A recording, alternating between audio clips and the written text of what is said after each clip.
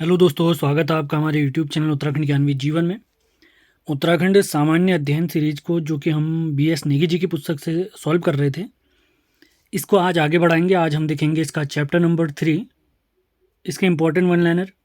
तो इस पुस्तक का जो तीसरा चैप्टर है उसका नाम है उत्तराखंड का ऐतिहासिक अध्ययन या ऐतिहासिक कालखंड। ये आप बीएस नेगी जी की पुस्तक देख सकते हैं। अब ये है हमारी विषय सूची। इस पुस्तक में टोटल मैंने आपको पहले ही बताया हुआ है 47 चैप्टर हैं। तो 47 वीडियोस तो आएंगे ही आएंगे, आप इसको ज़रूर फॉलो करें। तो पहला चैप्टर इसमें उत्तराखंड राज्य के प्रतीक चिन्ह हम समाप्त कर चुके हैं। कल हमने उत्तराखंड का प्राचीन इतिहास समाप्त किया था। तो आज हम समाप्त करने वाले हैं उत्तराखंड का ऐतिहासिक अध्ययन। और कल आप लोगों के लिए एक वीडियो आएगा कुमाऊं का चंद राजवंश। ये इतिहास वाले जितने वीडियो आप देख रहे हैं इनको मैं डिटेल में पहले ही पढ़ा चुका हूँ अजय राव जी की पुस्तक के माध्यम से। सारे महत्वपूर्ण लिंक जो आगामी सभी परीक्षाओं के लिए इंपॉर्टेंट हैं उसके लिंक डिस्क्रिप्शन में दिए हुए हैं, उनको ज़रूर फॉलो करें। टोटल इस पुस्तक में 47 चैप्टर्स हैं, आप देख सकते हैं। तो इस सभी चैप्टर हमने समाप्त करने हैं। सेशन पसंद आ रहे हैं तो इनको लाइक और शेयर ज़रूर करें। तो उत्तराखंड के इतिहास, उत्तराखंड संपूर्ण जिला सीरीज और उत्तराखंड परीक्षावाणी, इन सभी के नोट्स प्राप्त करने के लिए आप इस नंबर पर संपर्क कर सकते हैं 7895127508। तो विदाउट वेस्टिंग टाइम स्टार्ट करते हैं आज का वीडियो। तो आज का हमारा लेक्चर है उत्तराखंड का ऐतिहासिक शासनकाल या कालखंड। ये बीएस नेगी जी की पुस्तक का तीसरा चैप्टर है। तो पहला पॉइंट है आज का, यशवंत कटौज जी ने के अनुसार कुड़िंदों ने उत्तराखंड में शासन किया था 200 ईसा पूर्व से 300 ईस्वी के बीच, यानी लगभग 500 वर्ष तक। अगला पॉइंट देखते हैं, महाभारत में कुड़िंदों को द्विज कहा गया है जबकि कुड़िंद राजाओं को द्विज श्रेष्ठ कहा गया है। अगला पॉइंट देखते हैं, कुड़िंद मुद्राएं प्राप्त हुई हैं देवढुंगा उत्तरकाशी से और अठूर टिहरी से। इसके अलावा इनके 5 अभिलेख अगर मैं आपको बताऊं, 5 अभिलेखों में से 4 अभिलेख भरहूत नामक स्थल से और एक स्थल इनका मथुरा से प्राप्त हुआ है। अब देखते हैं अमोघ भूति प्रकार की मुद्रा। तो आपको कुछ जानकारी दे दें, कुड़िंदों की 3 प्रकार की मुद्राएं हमें प्राप्त हुई हैं, जिसमें अमोघ भूति प्रकार की मुद्रा, अल्मोड़ा प्रकार की मुद्रा और छत्रेश्वर प्रकार की मुद्रा है। तो अमोघ भूति प्रकार की मुद्रा या रजत और तांबे की प्राप्त हुई हैं। इनमें ब्राह्मी और खरोष्टी लिपि का प्रयोग हुआ है और इसकी मुद्राओं पर देवी माँ और मृग मतलब हिरण का अंकन प्राप्त होता है। अगला पॉइंट देखते हैं, अल्मोड़ा से प्राप्त 4 मुद्राएं जो अल्मोड़ा प्रकार की मुद्राएं हैं, इन्हें ब्रिटिश संग्रहालय में रखा गया है और इन 4 मुद्राओं में से एक मुद्रा राजा शिवरक्षित की है और इस राजा शिवरक्षित की जो मुद्रा है इसके खोज करते हैं डॉक्टर महेश्वर जोशी जी। सारे पॉइंट यहाँ पे कवर नहीं कराए जाएंगे, मैंने आपको पहले बताया है। मोस्ट इंपॉर्टेंट वन लाइन आपको कवर कराए जाएंगे। डिटेल वीडियोस इसके ऑलरेडी हमारे बने हुए हैं जरावत की पुस्तक के माध्यम से, आप उसको फॉलो जरूर करें, उसको जरूर देखें। अगला पॉइंट देखते हैं, एक पुस्तक है मॉर्फोलॉजी ऑफ कुड़िंदा कॉइन्स। इस पुस्तक के लेखक है एमपी जोशी जी। मुझे लगता है इस साल ये जरूर आ सकता है सवाल, तो इंपॉर्टेंट मान के चलें। अगला पॉइंट देखते हैं, कुषाणों से संबंधित गोविषाण सिक्कों की खोज। क्योंकि कुड़िंदों के बाद हम उत्तराखंड में देखते हैं कुषाण आए थे, जिनकी मुद्राएं वीरभद्र जिसे वर्तमान में हम ऋषिकेश कहते हैं, मोरध्वज जिसे वर्तमान में कोटद्वार कहते हैं, गोविषाण जिसे वर्तमान में काशीपुर कहते हैं, यहाँ से प्राप्त हुई हैं। तो सवाल है, कुषाणों से संबंधित गोविषाण सिक्कों की खोज केपी नौटियाल जी ने 1960 में की है। और कुषाणों के सबसे शक्तिशाली राजा आपको पता होनी चाहिए कनिष्क थे, जिसका राजधानी पुरुषपुर जिसे वर्तमान में पेशावर कहते हैं वो थी। और भारत में सबसे ज़्यादा शुद्ध सोने के सिक्के कुषाणों ने ही चलाए थे और कनिष्क ने ही 78 ईस्वी में, आपको ध्यान रखना है, सक्संवत चलाया था, जिसका उत्तराधिकारी हुविष्क भी था। अगला पॉइंट है, कुषाण शासक हुविष्क की 54 मुद्राएं हमें प्राप्त हुई हैं मुनि की रेती नामक स्थल से। और कब प्राप्त हुई हैं? 1972 में प्राप्त हुई हैं। इसके बाद एक और शासक आते हैं, कुषाण शासक वासुदेव द्वितीय जी। उनकी 3 मुद्राएं गोविषाण टीले से प्राप्त हुई हैं और इन मुद्राओं पर, यानी जो वासुदेव द्वितीय जी की मुद्राएं हैं, उन मुद्राओं पर शिव और नंदी के चित्र प्राप्त होते हैं। अगला पॉइंट देखते हैं, खटीमा से कुषाणों की 7 मुद्राएं प्राप्त हुई हैं जिनमें राजा वसु का उल्लेख प्राप्त होता है। कुषाणों के बाद उत्तराखंड में यौधेव राजवंश से स्टार्ट होता है। तो यौधेव कालीन जो मुद्राएं प्राप्त हुई हैं उनमें शूलधारी कार्तिकेय स्वामी जी का चित्रण प्राप्त होता है। इनकी मुद्राएं जौनसार भाबर देहरादून या कालो का डंडा लेंसडाउन से भी प्राप्त हुई हैं, आपने ध्यान रखना है पॉइंट। यौधेव राजवंश के बाद हम देखते हैं युगशैल का गोत्री वंश, जिसका क्षेत्र हमारे कालसी के आसपास था। तो सवाल है, अगला पॉइंट है, युगशैल के गोत्री वंश से संबंधित शीलवर्मन ने देहरादून के जगत ग्राम में बाड़ा वाला यज्ञ वेदियों का निर्माण कराया है। Most important point. अगला पॉइंट देखते हैं, युगशैल राजवंश से संबंधित हरिपुर नामक स्थल वर्तमान के देहरादून में स्थित है। युगशैल के गोत्री वंश के बाद हमारे उत्तराखंड में कुलूत वंश की जानकारी प्राप्त होती है, जिसका राजवंश कुल्लू घाटी यानी हिमाचल प्रदेश में फैला हुआ था। तो इस वंश की जानकारी हमें वृहत संहिता नामक पुस्तक और मुद्रा राक्षस से प्राप्त होती है। इसके बाद अगला पॉइंट देखते हैं, सिंहपुर के यदु राजवंश की जानकारी लाखा मंडल से प्राप्त राजकुमारी ईश्वरा के लेख से प्राप्त होती है। ये मोस्ट इंपॉर्टेंट फैक्ट है, आपने ध्यान रखना है। अगला पॉइंट देखते हैं, वैसे अगर आपको हम बताएं, अभी मैंने आपको बताया था, ये पॉइंट भी आपको क्लियर होने चाहिए। कुलूत वंश के बाद गोविषाण का मित्र वंश आता है हमारे उत्तराखंड में। उसके बाद हिमालय का करतबू राजवंश आता है। उसके बाद छागलेश वंश आता है। छागलेश वंश की जानकारी लाखा मंडल शिलालेखों से प्राप्त होती है, जिसमें टोटल 7 राजाओं का उल्लेख मिलता है। और उसके बाद आता है सिंहपुर का यदु राजवंश। इंपॉर्टेंट वन लाइनर के साथ पूरा आपको समय सारणी के साथ बताया जा रहा है उत्तराखंड में कौन सा राजवंश था। तो सिंहपुर के यदु राजवंश की जानकारी लाखा मंडल से प्राप्त राजकुमारी ईश्वरा के लेख से प्राप्त होती है।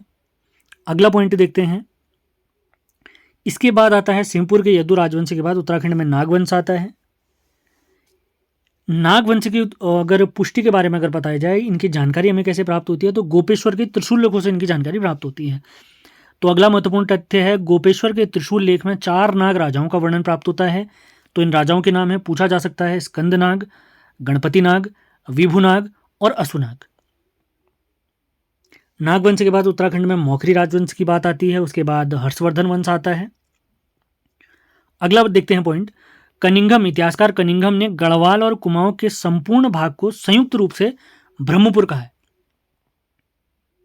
हर्षवर्धन के समय पर ही वेनसांग हमारे उत्तराखंड में आया था, जिसने गंगा को महाभद्रा जबकि हरिद्वार को मोयुलो नाम दिया है। मोयुलो।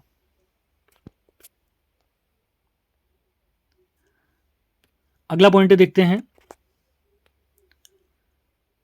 हर्षवर्धन के मधुवन व बांसखेड़ा अभिलेख में से पौरव वंश की जानकारी प्राप्त होती है। अब इसी पौरव या ब्रह्मपुर राजवंश से संबंधित एक तालेश्वर ताम्रपत्र है, जिसकी खोज 1915 में अल्मोड़ा से हुई है। इसी तालेश्वर ताम्रपत्र में उद्यानों को वटक नाम दिया गया है। तालेश्वर ताम्रपत्र की अगर भाषा पूछी जाए तो संस्कृत, और इसकी लिपि प्राप्त होती है हमें ब्राह्मी लिपि। तालेश्वर ताम्रपत्र में धूतिवर्मन, विष्णुवर्मन नामक राजाओं का उल्लेख प्राप्त होता है। और एक और इंपॉर्टेंट सवाल आपको बता दें, पौरव वंश का जो संस्थापक राजा था वे थे विष्णुवर्मन जी। विष्णुवर्मन जी। सवाल पूछा जा सकता है, पौरवों के कुल देवता बताइए, तो वीरणेश्वर स्वामी हैं, ये भी आपने ध्यान रखना है। और इनकी उपाधि क्या थी, यानी जो पौरव वंश के शासक थे वे कौन सी उपाधि धारण करते थे, तो उनकी उपाधि थी महाराजाधिराज परम भट्टारक। महाराजाधिराज परम भट्टारक। अगला पॉइंट देखते हैं, पौरव वंश के सभी मंत्रियों के लिए जो प्रयुक्त शब्द था वो राजमात्या था। विदेश मंत्री को संधि विग्रही कहा जाता था, जबकि लेखक वर्ग का प्रधान दिवीरपति कहा जाता था। दिवीरपति। सेना नायक जो सेना का हेड होता था उसे बलाध्यक्ष कहते थे, ये भी आपने ध्यान रखना है। अगला पॉइंट देखते हैं, पौरव वंश के समय जो केदार भूमि है, यानी जिसकी खूब सिंचाई बढ़िया तरीके से होती थी, उसे केदार भूमि कहते थे। और ऐसी भूमि जो असिंचित थी उसे सारी भूमि कहा जाता था। इंपॉर्टेंट पॉइंट हो सकता है। अगले पॉइंट की तरफ बढ़ते हैं, पलेठी का सूर्य मंदिर के निर्माता हैं कल्याण वर्मन जी, जो कि टिहरी के लुलेरा गुलेरा घाटी में स्थित है। ये पॉइंट भी महत्वपूर्ण हो सकता है हमारे लिए। आगे बढ़ते हैं, कार्तिकेयपुर राजवंश की राजधानियां। जब हम पौरव वंश देखते हैं उसके बाद शत्रुघ्न, गोविषण और पलेठी शिलालेख, और इसके बाद हम देखते हैं उत्तराखंड के हिमालयी क्षेत्र का प्रथम ऐतिहासिक राजवंश, जिसे हम कार्तिकेयपुर राजवंश कहते हैं। इसका टाइम पीरियड सन 700 से 1050 के बीच माना जाता है। और इस कार्तिकेयपुर राजवंश में 3 परिवारों ने शासन किया था। उन्हीं से रिलेटेड महत्वपूर्ण फैक्ट हम देखने वाले हैं। इन सभी वीडियो को डिटेल में देखने के लिए आप हमारी अजय रावत वाली सीरीज को फॉलो करें। यहाँ पर केवल इंपॉर्टेंट वन लाइनर में बताने वाला हूँ आपको, जो मेरी दृष्टि में मुझे लगता है ज़रूर आ सकते हैं पेपरों में। कार्तिकेयपुर राजवंश की राजधानियां, दो राजधानियां थी। सबसे पहले कार्तिकेयपुर जो कि जोशीमठ के पास थी, जबकि दूसरी है बैद्यनाथ कार्तिकेयपुर जो कि कत्यूर घाटी के पास थी। कत्यूर घाटी के पास थी। आगे बढ़ते हैं। कार्तिकेयपुर राजवंश हेतु कत्यूरी शब्द का सर्वप्रथम प्रयोग एटकिंसन ने किया है, महत्वपूर्ण फैक्ट। जबकि बीडी पांडे जी कार्तिकेयपुर का प्राचीन नाम कबीरपुर बताते हैं। ये बिल्कुल नया सवाल है, इंपॉर्टेंट मान के चलें। अगला पॉइंट देखते हैं। जोशीमठ के नरसिंह मंदिर बसंत देव जी ने बनवाया है। अगला पॉइंट देखते हैं। खरपर देव के पुत्र त्रिभुवन राज ने व्याघ्रेश्वर मंदिर हेतु भूमि दान दी थी। तो कार्तिकेयपुर राजवंश में हम देखते हैं पहला परिवार है बसंत देव। बसंत देव के बाद जो अगले शासक बने थे वे थे हमारे खरपर देव जी। खरपर देव जी के पुत्र हैं त्रिभुवन राज जी, और इन्हीं त्रिभुवन राज जी ने व्याघ्रेश्वर मंदिर हेतु भूमि दान में दी है। अब खरपर देव के पुत्र के हम त्रिभुवन राज हमने देखा है। इसके बाद हम देखते हैं अंतिम शासक पूछता है। त्रिभुवन राजा आपने याद रखना है, खरपर देव वंश का अंतिम शासक। अगले पॉइंट की तरफ बढ़ते हैं। नालंदा अभिलेख के अनुसार गढ़वाल पर आक्रमण किया था बंगाल के पाल वंश के शासक धर्मपाल ने।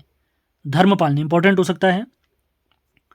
कार्तिकेयपुर राजवंश का दूसरा परिवार आपने याद रखना है, यह निम्बर देव का परिवार था।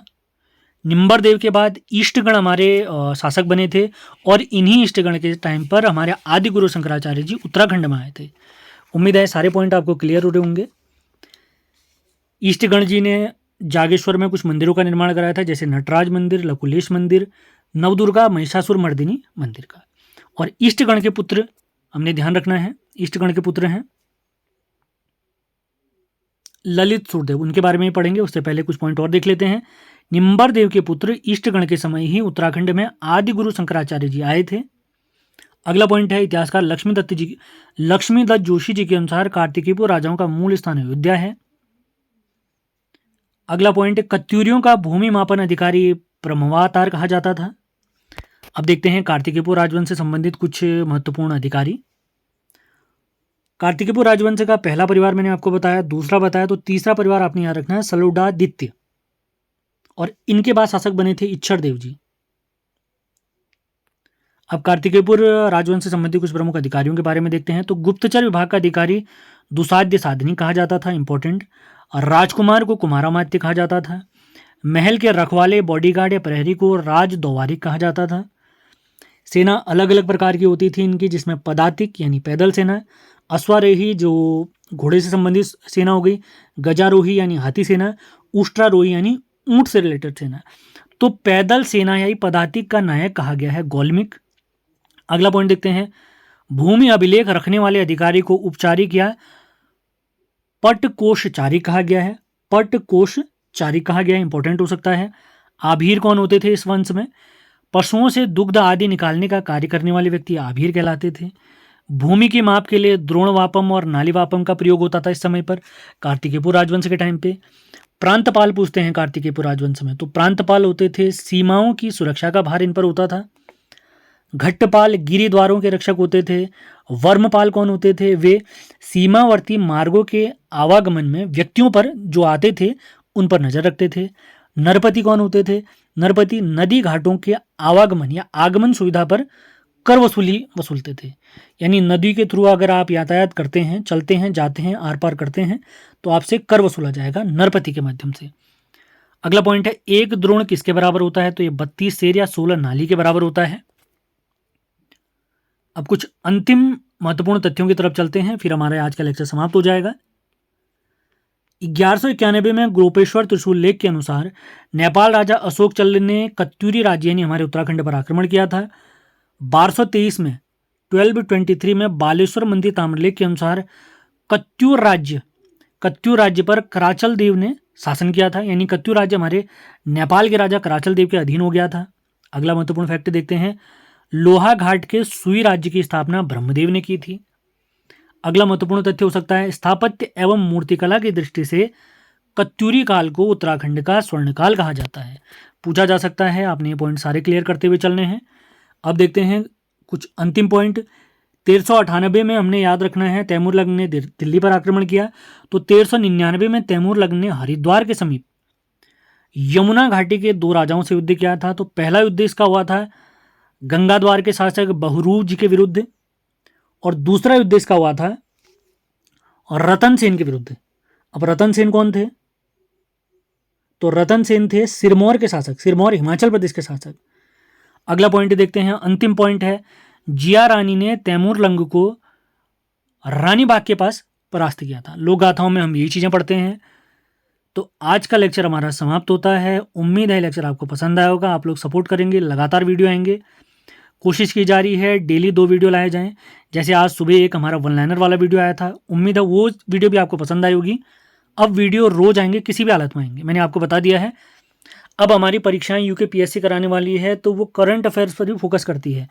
तो इस संडे से आप लोग के लिए करंट अफेयर की वीडियो भी आने लग जाएंगी, और धीरे धीरे जनवरी 2022 का करंट अफेयर, 2023, फिर फरवरी, मार्च, अप्रैल, इसी प्रकार हर महीने का करंट अफेयर आपके लिए लाया जाएगा हर हफ्ते। बस आप लोगों ने सपोर्ट करना है, लाइक करना है, शेयर करना है, नए हैं तो सब्सक्राइब भी करना है। वीडियो हमेशा फ्री थे, फ्री रहेंगे, बस पीडीएफ के लिए आपको पेड करना होगा। पीडीएफ लेने की वैसे कोई आवश्यकता नहीं है। अगर आप नोट्स बना के देख सकते हैं, वीडियो सुनते सुनते नोट्स बनाइए, ध्यान से बनाइए। जब आपको लगता है बहुत आवश्यक हो गया है, बिना पीडीएफ के काम नहीं हो पा रहा है आपका, तो तब आप पीडीएफ खरीद सकते हैं, नहीं तो वीडियो हमेशा फ्री है, जितनी बार आप देखें। बस एक चीज़ आप करें, वीडियो आपको पसंद आती है तो कृपया करके इसको शेयर ज़रूर करना है आपने, जिससे अधिक से अधिक लोगों तक ये वीडियो हमारी पहुंच जाए। आपको पता होगा हम वीडियो में बिल्कुल भी टाइम वेस्ट नहीं करते हैं, टू द पॉइंट हमारी बातें होती हैं। और कोई भी फैक्ट आपको अगर गलत लगता है तो तुरंत आप बता सकते हैं, मेरे नंबर पे भी बता सकते हैं, कमेंट बॉक्स में बता सकते हैं। तो इसी के साथ आज का लेक्चर हमारा समाप्त होता है। उम्मीद है सेशन आपको पसंद आया होगा। पसंद आया है तो आपने इसे लाइक और शेयर ज़रूर करना है। हमारा तीसरा लेक्चर समाप्त हो चुका है, अब चौथा लेक्चर हमारा कल आएगा BS नेगी जी की पुस्तक का। तो लगातार सेशन फॉलो करते रहें। मिलते हैं अगले वीडियो में। धन्यवाद।